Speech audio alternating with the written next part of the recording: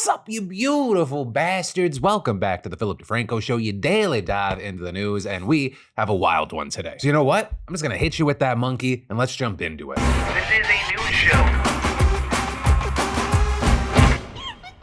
So in surprising online drama news, it was actually one of the most requested stories today. MKBHD, aka Marques Brownlee, is coming under fire, and it doesn't appear that everyone is on his side this time, right? And that because a lot of people have said he just released a shameless cash grab. With this coming from him launching an app called Panels, which offers curated wallpapers for iPhones and Android. With him writing yesterday, I'm so pumped to be launching this app. People have asked where I get wallpapers forever, so this is the answer. Now and forever, Panels. With Marques also announcing this in his most recent video. And one of the big things is that there are two ways to sort of experience this app. The first is for free, right? No subscription. And the second is by paying for a version called Panels Plus, and that costs either $50 annually or $11.99 per month. With that reportedly being ad-free, having more collections, and offering higher quality images. And based on a quick flyover of the app, you need it to unlock full resolution of a wallpaper, or without the subscription, you watch an ad to unlock a lower resolution. Right? And this subscription model plus a few other features, it really seems to have pissed people off. With people saying things like, insane how the biggest tech reviewer who is all about honesty and advocating for good quality releases a cash grab app with a laughable UI design full of ads with mediocre wallpapers. It just feels like Marques slapped his name onto something not worthy of his name. Others noting at that monthly rate, you're paying the same amount for wallpaper access that you are with Spotify. You also had tons of people upset about all the data disclosures, with people getting notifications asking to track location and app activity. Others adding, this is insane for a dude who shits on products people work for years to bring to market. Like, stay on the sidelines, why lose stature for this? And if you go to that latest video of his, all the top comments are negative, and some even acknowledging that, saying it's a rare occurrence, but MKBHD is actually getting cooked in his own comment section. But with all this, we actually saw Marques responding to all the backlash this morning, writing, part of building in public is getting mass feedback immediately, which is pretty dope, almost exactly like publishing a YouTube video. And adding, first thing we're doing is fixing the excessive data disclosures, as people rightfully brought up. For transparency, we'd never actually ask for your location, internet history, etc. The data disclosures that everyone is screenshotting is likely too broad and largely driven by what the ad network suggests. Working to fix that ASAP. Then regarding the pricing criticisms, he said he hears the concerns and noted two things. Arguing one, that it's a challenge to deliver high value for the premium version, but also noting that ad frequency will be dialed back on the free version. We also saw him reply to more direct criticisms, like when someone shot back that it was silly to even bring a wallpaper app to the market. Marques saying the target market for this is insanely small. Most people don't download a wallpaper app. This is for those who have been asking. If you're not into it, don't worry about it. And clarifying that profits are shared with the artists who make the wallpaper. We also saw him address rumors that he just bought the IP of an app developed back in 2021 and threw a logo and a price tag on it by explaining, it's just false. The Twitter account is from 2021 because it's a salvaged username from an inactive account. The app was built from scratch. But of course, with all that, you still have people upset about the pricing, some even saying Marques needs to be careful and make sure this isn't his own Lunchly situation. Though there, I would say that is a crazy oversimplification, right? One is a YouTuber releasing an app that I personally wouldn't buy, and in the eyes of many is excessively priced. And it also opens him up to criticism because, you have people saying this app, it goes against things that he's bashed other companies for. Whereas a big core of the Lunchly criticism is you have food that isn't necessarily great for kids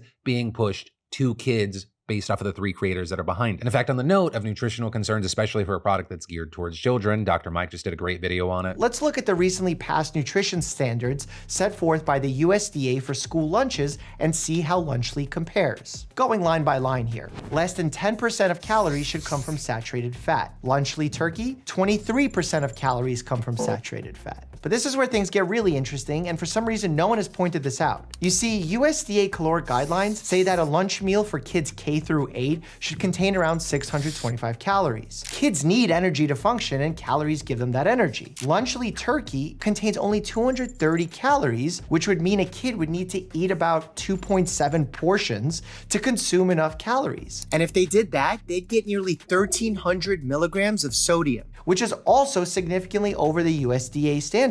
So they'd be either under-eating calories or overeating sodium. But going back to MKBHD, I will say, one, I am still very much an MKBHD fan, though two, it is hard for me to look at this as something that's not a miss. By separating the small market and pricing issues that people have with this app, I do feel like he opened himself up to valid criticism. With people noting that in the past when he was talking about someone else's product, he said, never buy a product based on the future promise of updates to it. But then pointing to the announcement he made in his video where about his product, he said, and we have some pretty big plans for this thing. So it's starting off as a wallpaper app now. I don't want to overpromise too much, but it's going to be pretty consistently improving over time, which is part of the reason why we're offering a subscription to support it. And so if anything, I'm wondering if this whole situation, the reactions, like what impact it has on him. Or will he end up seeing that as like, oh, I broke one of my own rules, or oh, I've been too hard on other companies. And so for me, the most interesting part of this whole situation and story is what's gonna happen next. And then Elon Musk, probably hating looking at headlines with his name right now, probably gonna make the man recoil even further into his own personally owned echo chamber. Or because they are now saying that he is buckling, backing down, and bowing to pressure. And this in the face of his recent boisterous bullshit, right? And all of that because this has to do with the fact that X is reportedly giving up its fight against the judge who banned the platform in Brazil last month. Which if you don't remember, I mean, we talked about it, there's this really controversial justice on the Brazilian Supreme Court. And since 2022, he's had broad authority to order tech companies to take down content considered a threat to the country's democratic institutions. With that largely having to do with the lies spread by former right-wing president Jair Bolsonaro, right? A man who's been barred from office until 2030 after being found guilty of abusing his power and peddling conspiracies about voter fraud. He's also been accused of other things like embezzling $1.2 million worth of jewelry while he was president. He's also still being investigated for his role in what's been described as an attempted coup. But in any case, back in April, Musk announced that he would be lifting restrictions against accounts banned under the judge's authority, with the judge then quickly opening an inquiry into Musk, and within days we saw X doubling down in defiance and accusing the court of acting illegally. Which then, fast forward to last month, and you had Musk closing X's office in Brazil after the judge threatened arrests against employees. And then, within weeks, X was finally banned in the country. Now Musk, for his part, was keeping up the same kind of insults that he'd been making against the judge the whole time, calling him Brazil's Voldemort and a dictator. And in fact, he actually launched an X account dedicated to exposing alleged abuses of power by the judge, which is why so many people were shocked that now, less than a month later, X is seemingly doing exactly what Musk promised it never would. Because on Friday, it reportedly took down the accounts that the judge had ordered removed. And then, along with that, the company complied with orders to pay fines and name a new formal representative in the country. So then, the next day, the court acknowledged the company's actions, but said it had not done the proper paperwork. And so with that, it gave X and Musk 5 days to provide the necessary documentation proving its compliance. Right, so we're seemingly now just waiting for them to dot some I's and cross the T's. And barring any surprises, Brazilians should be back on X soon. You know, that's a big deal for Brazilians, but also for the company. Because if you didn't know, Brazil is one of X's most important international markets, with analysts estimating that it has more than 20 million users there. And while a lot of people there did try to keep using X with VPNs, we also saw a lot of people flocking to Blue Sky and Threads. So of course, the longer X stayed blocked, the more it risked losing users. And this is notably on top of all that, this whole thing was starting to bleed Musk's other companies as well. With, for example, this month, the Brazilian Supreme Court taking $2 million from Starlink to cover unpaid fines that it issued against X. Now, as of filming, Musk, for his part, has not commented publicly on any of this. Though notably, when he first announced he'd be reinstating the banned accounts in April, he said, principles matter more than profit. Though of course, that seemingly was always up for debate, and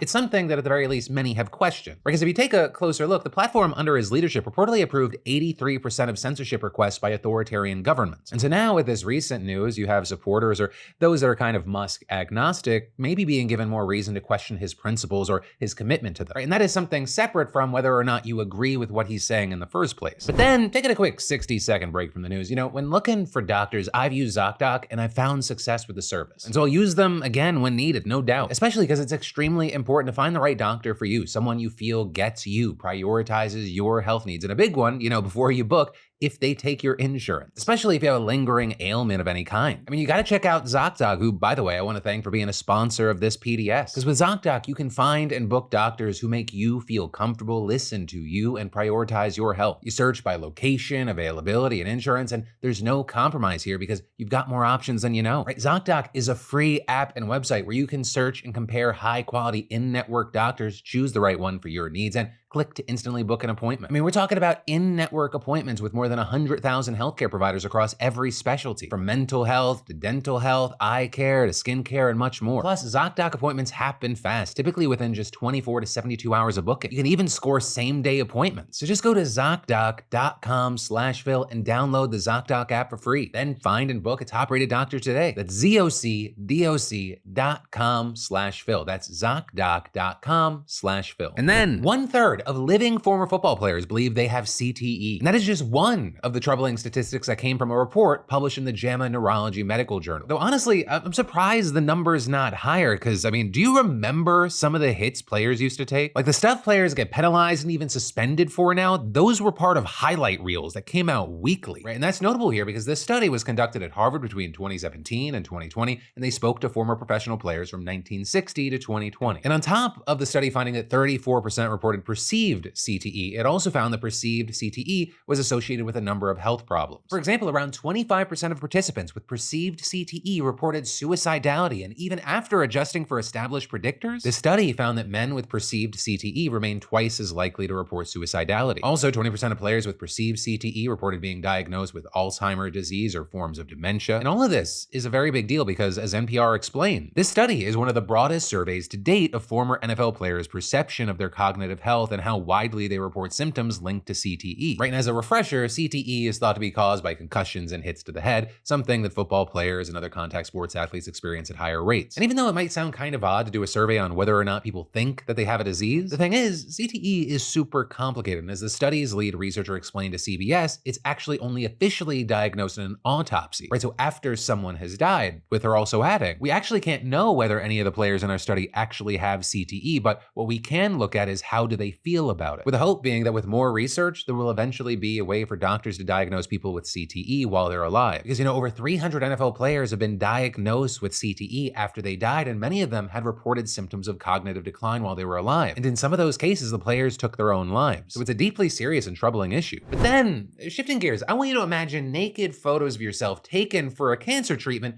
being stolen and then posted on the internet. Because that is the horrifying reality of these people who fell victim to a ransomware attack against a Pennsylvania healthcare system. With that system, Lehigh Valley Health Network, being in the news today because it's now agreed to pay $65 million to settle a class action lawsuit. Because the network was accused of failing to safeguard sensitive patient information, including nude photos of hundreds of cancer patients. You see, because the hack actually happened back in February of last year, and according to the lawsuit, a cybercriminal gang stole the photos and other sensitive information and then demanded a ransom. But when Lehigh refused to pay, the hackers leaked the photos online. Also, as far as who was affected, a spokesperson for Lehigh said that the attack was limited to a network supporting a single physician practice in Northeast Pennsylvania, and they confirmed they did not pay the ransom. And as far as a class action and the payout, it was filed on behalf of the thousands who were impacted by the hack. But notably, the settlement agreement specifically states that 80% of the $65 million will go to those whose nude photos were posted online. Like with the lead plaintiff, an unnamed woman in her 50s who had photos taken during a radiation treatment end up on the dark web. And so while for now we're gonna have to wait to see if this settlement gets approved by the judge, it's also worth mentioning the impact this case could have on the wider healthcare industry. Because according to Carter Groom, the chief executive of the cybersecurity firm First Health Advisory, this settlement, quote,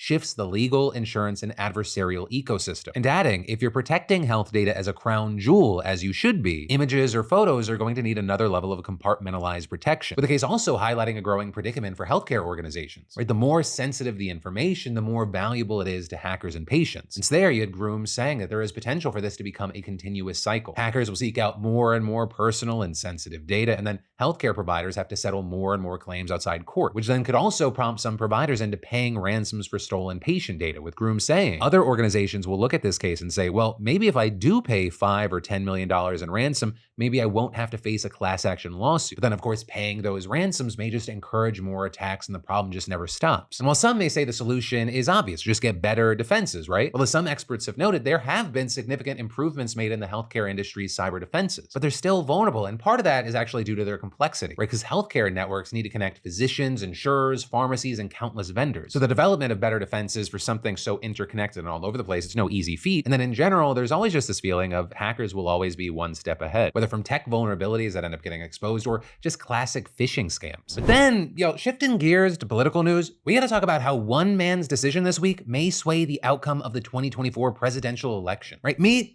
Mike McDonald. He's a Nebraska state senator, and he has now officially confirmed that he will not be helping his fellow Republicans change how the state's electoral votes are awarded to help get Trump elected. Also, if you're going, what are you talking about? Why is this such a big deal? The first thing that you need to know is that Nebraska is currently only one of two states that does not award its electoral votes on a winner-take-all basis, right? It's them and Maine, right? And in Nebraska, 2 electoral votes are given to the candidate who wins statewide, and the other 3 are allocated to the winner in each congressional district. And a very key thing is that in 2020, it was only the second time ever that Nebraska did not award all its electoral votes to the Republican candidate, with Joe Biden getting that electoral vote from the 2nd congressional district, which, I mean, the only other time that happened was Obama in 2008. And if that were to happen again in 2024, there's actually one scenario where that one district could decide the entire election, because a presidential candidate needs 270 out of the 538 electoral votes to win. And of course, as I bludgeoned you with pretty much every week for the last 2 years, a lot of it comes down to the 7 swing states. So let's say Kamala Harris wins Wisconsin, Michigan, and Pennsylvania, while Trump wins the other 4, North Carolina, Georgia, Arizona, and Nevada. In that that specific case, if you don't count Nebraska yet, Harris would likely have 269 electoral votes and Trump would have 264. Right, so if Nebraska's 2nd congressional district voted blue again, that one extra electoral vote would bring Harris victory. But if Republicans won all 5 votes, it would create a 269-269 tie, which very notably then would throw the final decision to the House of Representatives, where each state would have 1 vote. And of course, that is a situation that would favor Trump. And so with all that in mind, you have Republicans in Nebraska wanting to return to a winner-take-all rule for years, but they've just never been able to get the 2/3 legislative supermajority required, which is also why they were so damn excited when back in April, McDonnell, he actually switched parties, citing the Democratic Party's censure of him last year for supporting restrictions on abortion, meaning that Republicans held 33 of the 49 seats in the legislature, exactly a 2/3 majority, and that leading to a huge new push for winner-take-all, with even Lindsey Graham last week pushing really hard to make this real. But now we've gotten decisive word from McDonnell that he will not be voting for that, with him saying, "After deep consideration, it is clear to me that right now, 43 days from Election Day, is not the moment to make this change," which then unsurprisingly led to many, including Trump himself, attacking him online. Click-clacking on Truth Social that unfortunately a Democrat turned Republican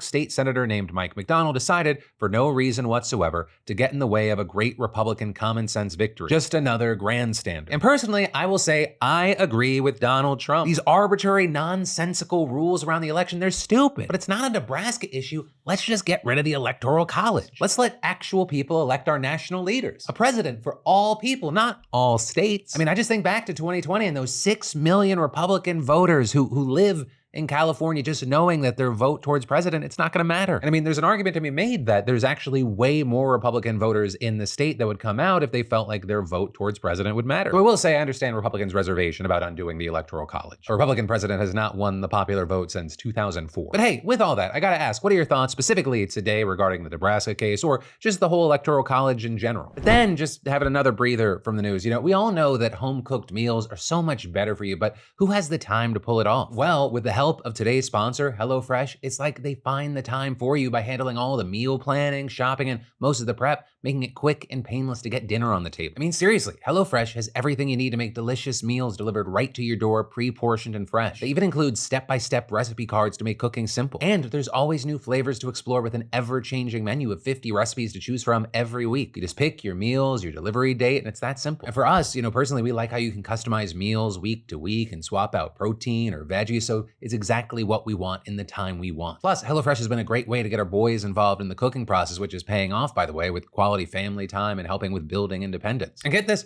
you'll get free breakfast for life by going to HelloFresh.com/free DeFranco. There's 1 free breakfast item per box while your subscription's active. That's free breakfast for life just by going to HelloFresh.com/free DeFranco. And then, you know, for decades, Hollywood, the media, and airlines themselves have glamorized flight attendants as having a fast-paced, fun-filled, globe-trotting lifestyle. But the thing is, among other problems in the industry, there is a problem with that depiction, right? Because not only is it often inaccurate, in some cases, it couldn't be further from the truth, right? Because while many may love the opportunities the job offers, there are things specific to this line of work that make turning it into a career an incredible challenge, even leading to some facing homelessness and hunger. Because, you know, on paper, airlines promise flight attendants double-digit hourly rates, but the actual take-home pay doesn't really reflect that. You see, many flight attendants only get about 75 hours of hourly pay a month, but they're actually working a lot more. And that's because at most airlines, flight attendants aren't clocking paid time until the aircraft doors are closed. All the time outside of flying hours, right? The time spent at the airport waiting for their next flight, the time that it takes to get people and their bags on board and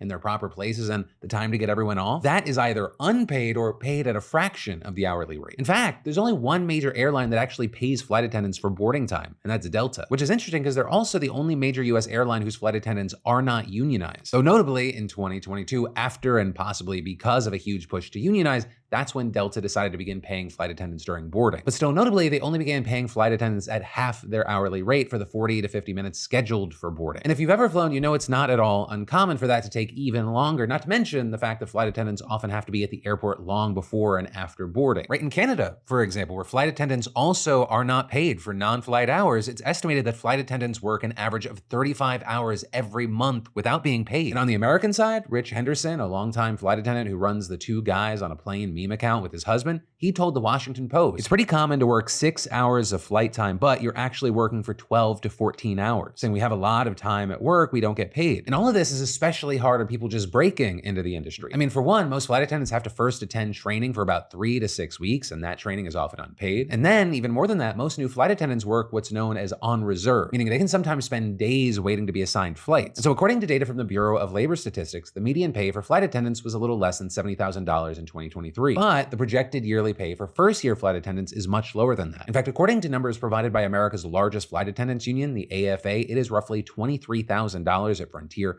$25,000 at Alaska, $27,000 at American, and $32,000 at Delta. And in fact, just this year, an employment verification letter from American Airlines showing a projected starting pay of just over $27,000 per year recently went viral, with some calling that a poverty verification letter that could be used to apply for government assistance programs like food stamps. And to that point, when flight attendants, especially early career flight attendants, are complaining about their pay, it's not just that they feel like they deserve more, it's that they're literally barely scraping by. With the Washington Post, for example, interviewing 18 current or former flight attendants and finding that it is common for them to take side jobs like bartending and truck driving, or even being makeup artists and church musicians. And this, as some said, that they were struggling to feed their families or they're living out of vehicles. And you know, that tracks with what the AFA is saying. Right, in a news release from this year, the union claimed that many members have reported financial insecurity, including some that have, quote, experienced homelessness, lived in their car, lived in a shelter, or endured some combination of these circumstances. And in fact, there's a Facebook group for Alaska Airlines flight attendants experiencing hunger and homelessness that's grown to nearly 800 members. And then also, I mean, there's these groups with thousands of members to help flight attendants find what are known as crash pads, which you know is just shared group housing where people rotate in and out on a temporary basis, which is something necessary because the hubs of major airlines are typically all the biggest and most expensive cities in the US. And with that, you had several flight attendants who spoke to the Post saying they are angry that they make less than they would be working comparable hours at a fast food restaurant despite their extensive safety responsibilities, regular training, and demanding lifestyle. Now with that, you know, I will say everyone deserves a living wage. This is not about putting one group of everyday workers against another group of everyday workers. But at the same time, of course, you might get their frustration. I mean, for one, flight attendants have to be ready to deal with all types of emergencies, right? I mean, they get weeks of initial training and yearly refreshers on things like providing onboard first aid and administering CPR. With lithium batteries increasingly overheating and sparking fires on board planes, they're ready to fight fires. And then, of course, if shit really hits the fan, they're supposed to be ready to lead the evacuation. Plus, on top of all that, many flight attendants say that their jobs have just gotten harder since the COVID-19 pandemic began in 2020. But I mean, one, they obviously had to worry about exposure to the virus itself, but then also two, they were having to enforce controversial rules like the mask mandate and having to deal with just a surge in dickhead passengers. And that, along, of course, with airlines being hit, their profits generally dropping. Though there, I will say the CEOs of Delta and American, for example, each made more than $31 million last year. Also, regarding pay, going back to those unpaid hours,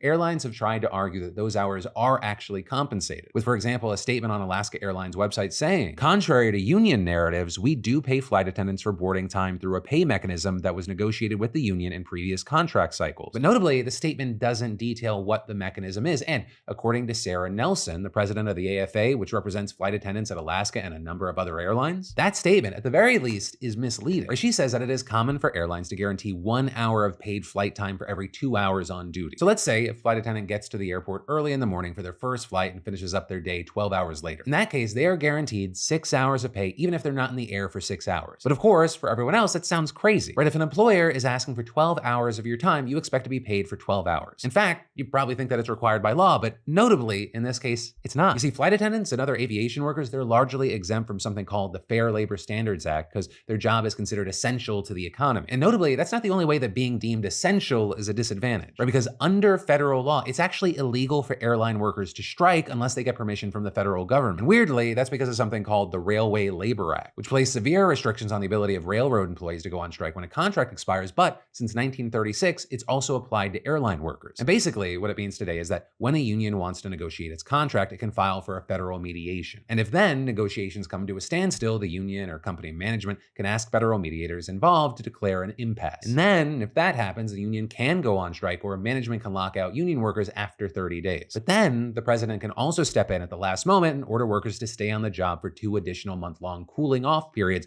while trying to come up with another solution. And then finally, if the two sides still can't reach a deal during that 60-day period, Congress Congress could step in and stop the strike. And a huge thing here is that that is what happened a couple of years ago when Congress voted to force a contract on rail workers unions to keep the railways operating. And so with that, some say that it is very likely that Congress would do the same if any of the 4 major carriers tried to go on strike. And in fact, last November, for example, federal mediators refused to declare an impasse to stop American Airlines flight attendants from striking. And actually, the last time a major airline was grounded by a strike was 25 years ago when Northwest Airlines pilots went on strike for 2 weeks, which notably, Northwest was the 4th largest US airline back then. But since then, the 11 largest US airlines have merged to become the 4 largest carriers today, which carry about 80% of US air traffic between them, which then also means that the government's going to be even less likely to approve a strike, because the impact of that, it would just be massive. And so with that, you have people like Julie Hedrick, a flight attendant for American Airlines and president of another union, the APFA, saying UPS, Writers Guild, the Actors Guild, and not that they've all gone on strike, but they've pushed it to that point and they've been able to get the contracts that they deserve. But then also, with all that said, voting to authorize the strikes, even though they'll likely never happen, that's still a common negotiating tactic taken during talks, right? And there has been some progress. For example, since COVID-19 put a pause on most contract negotiations, airline workers across the industry have been pushing their employers for pay increases and better working conditions. First, you had pilots at all 4 major airlines winning billions of dollars worth of raises in the past couple of years. And now we're seeing flight attendants really stepping up their efforts. For example, in February, tens of thousands of flight attendants across 3 different labor unions and several airlines held protests at over 30 major airports across the US. And at that time, flight attendants at most of the largest airlines hadn't received pay increases since before the pandemic, but over 2/3 of flight attendants in the US were in new union contract negotiations. With this then seeing in April, just a few months after a union representing Southwest flight attendants voted to authorize a strike, they ratified an agreement to raise pay about 33% over 4 years. And also that month, you had Delta Airlines raising their pay by around 5%, possibly due to another attempt to get flight attendants to unionize. And then last summer, American Airlines flight attendants landing a new contract. But still, with all that, while these deals seem like pretty big wins for the unions, we haven't necessarily seen the kind of sweeping changes that some have been hoping for. And of course, at other airlines, the fight is still on. With us seeing, for example, in August, United Airlines flight attendants overwhelmingly voting to authorize a strike, and flight attendants at Alaska Airlines, which is the country's 6th largest carrier, rejecting a new contract. And in fact, to connect it to the election that's coming up, while it's not a top 5 issue according to polls for most Americans, for people in the industry, it's worth noting that while Biden has been cracking down on airlines, Trump has generally had policies backed by the companies. And this is, a lot of people say that Trump's record is anti-union. Though again, really no matter the president, it does feel like the system and we'll say recent history has not put many of these workers in a good position, either now or in ability to negotiate. But like with so many things we talk about on this show, for now, we'll have to wait to see what happens. And of course, in the meantime, especially if you are someone in the industry, I'd love to know your thoughts. With that, it brings us to the end of your Tuesday evening, Wednesday morning dive into the news. Of course, with any and everything we talked about today, I'd love to know your thoughts in those comments down below. But regardless, as always, my name's Philip DeFranco. You've just been filled in. I love yo faces, and I'll see you right back here tomorrow.